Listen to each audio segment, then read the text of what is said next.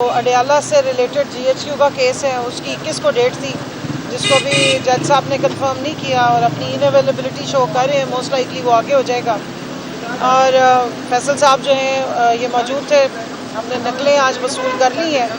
میں جس وقت انٹر ہوئی ہوں تو یہاں پر کافی پولیس بھی کھڑی تھی اور پریزن وین بھی تھی اور اندر بھی بہت شور شرابہ ہنگامہ تھا. تو میں نے بڑی خوشی سے پوچھا کہ کوئی اصلی دہشت گرد آج پکڑا گیا؟ تو انہوں نے کہا نہیں جی، آپ ہی کی استقبالیے میں یہ سارے یہاں پر رونق لگا کے کھڑے ہیں.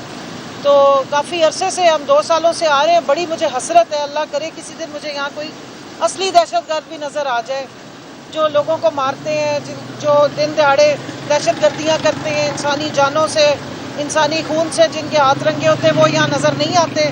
اندر جاؤ تو عمر ایوب کھڑے ہوئے ہوتے ہیں، اندر جاؤ تو ہمارے سارے جو PTI کے جتنے کولیگز ہیں، MNAs ہیں، MPAs ہیں یا لوکل اپنی ساری لیڈرشپ ہے، وہ یہاں موجود ہوتی ہے. صبح زرتاج بھی ہو کے گئی ہیں. اور کل دیکھیں نا، رات کو انہوں نے ماشاءاللہ اتنا بڑا ایک قدآور، ایک بہت ہی زبردست قسم کا، جس کا دنیا میں شاید نام ہے، وہ دہشت گرد پکڑا ہے جس کا نام عالیہ حمزہ ہے. رات کو 11 بجے ایک ورکر کنونشن سے جا کر ایک نہتی خاتون کو پکڑ کے راولپنڈی میں پنجاب پولیس نے اتنا بڑا مارکا مارا ہے کہ اس پہ انہیں گولڈ میڈل ملنا چاہیے. کہ ایک سیاسی اگر چھوٹی سی کوئی ایکٹیویٹی ہو رہی ہے، اس سے آپ کی اتنی کاپیں ٹانگتی ہیں کہ آپ سے وہ پتلی دبلی سی ایک عالیہ حمزہ جو ہے وہ برداشت نہیں ہو رہی کہ وہاں پر کوئی اگر وہ جا کے 10 منٹ اپنے ورکرز کے ساتھ بات کر رہی ہیں، تو پھر عالیہ حمزہ سے آپ اتنے ڈرے ہوئے تو سوچیے کہ عمران خان سے ان کے خوف کے کیا حالات ہوں گے. اور میں یہاں پر شدید مذمت کرتی ہوں جو پچھلے 3 ہفتوں سے انہوں نے تماشا لگایا ہوا ہے. عمران خان صاحب سے ان کی بہنوں کو ملنے نہیں دیا جا رہا. پچھلے 8 سے 9 ہفتے ہو گئے، بلکہ اس سے زیادہ ہی ٹائم ہو گیا ہے کہ جب ہماری پولیٹیکل جو جتنی وہ کمیٹی کی میٹنگز ہونی ہوتی تھی، جو کہ اسلام آباد ہائی کورٹ کے 3 ممبر بینچ نے جس کو الاؤ کیا ہوا ہے، ان کو نہیں ملنے دے رہے ہیں. تو اس ملک میں ان کورٹس میں صرف اور صرف پولیٹیکل ٹارگیٹنگ کے لیے لوگوں کو بلایا جاتا ہے، لیکن ان کے فیصلوں کو چٹکیوں میں اڑا دیا جاتا ہے. کوئی کورٹ کا فیصلہ جو ہے وہ اڈیالہ کی حدود میں وہ امپلیمنٹ نہیں ہو رہے. اڈیالہ اس طرح کر دیا گیا جیسے کوئی علاقہ غیر ہے، وہ پاکستان کی سرزمین کا شاید اب حصہ ہی نہیں رہا.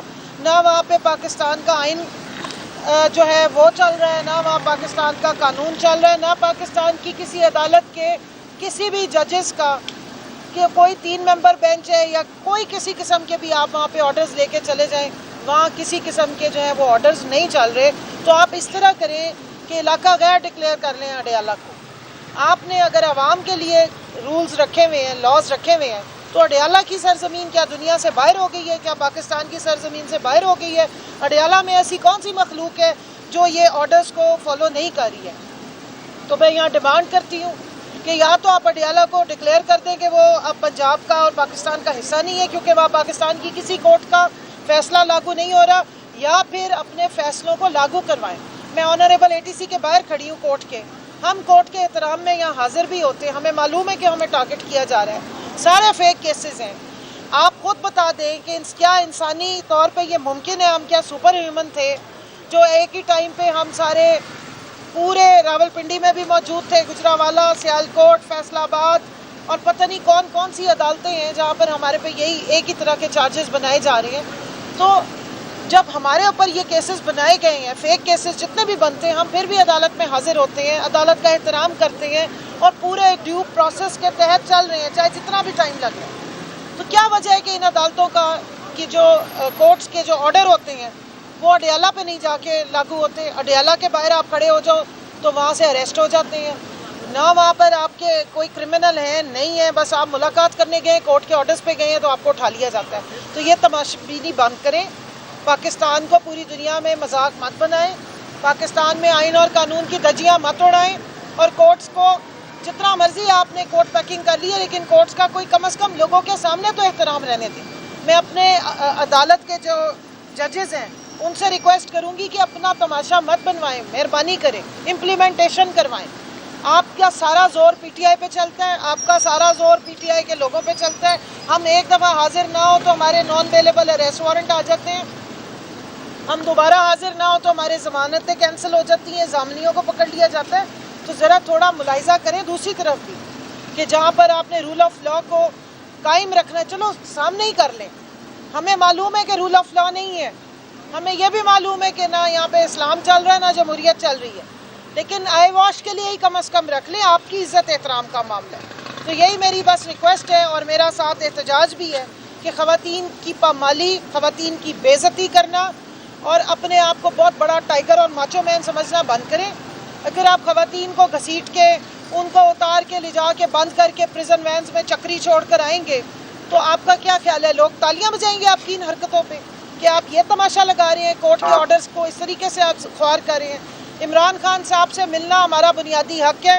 इमरान खान पॉलिटिकल प्रिजनर है, इस मुल्क के साबिक वज़ीर आज़म है, मुल्क की सबसे बड़ी जमात के चेयरमैन है। उनको बगैर किसी कसूर के, एब्सोल्युटली नॉट उनका कसूर था, हकीकी आज़ादी मांगना उनका कसूर था, नौजवानों को शऊर देना उनका कसूर था, मजदूरों की फ़िक्र करना उनका कसूर था, मुल्क में 10 डैम स्टार्ट करवाना उनका कसूर था, और इस मुल्क में जो इस्लामी तालीमात का इंट्रोडक्शन कराना उनका, इस तरह के उनकी बहुत बड़ी चार्जशीट है। उसकी बाबत आपने 250 से ज़्यादा उन पर झूठे केसेस बना दिए हैं, लेकिन इसका ये मतलब नहीं कि उनके बुनियादी हकूक़ जो जेल मैनुअल के मुताबिक भी उनको नहीं दिए जा रहे, उनसे भी उन्हें भी डिप्राइव किया जाए, उनकी फैमिली को भी डिप्राइव किया जाए, उनकी पार्टी के पॉलिटिकल लीडर्स को भी डिप्राइव किया जाए, और उनको नाहक सजाएं दी जाए, नाहक उनको वहाँ पे अरेस्ट किया जाए, हब्से बेजा में रखा जाए, फौरी तौर पे अली हमजा को रिहा किया जाए, और इमरान खान साहब की फैमिली को और उनके जितने रुफ़का हैं जो उनकी पॉलिटिकल पार्टी के लीडर्स हैं, सबको उन तक एक्सेस मिलनी चाहिए। और मैं चाहूँगी कि फैसल भाई जो हैं वो बताएं आपको कि हमारे केसेस में चल क्या रहा है।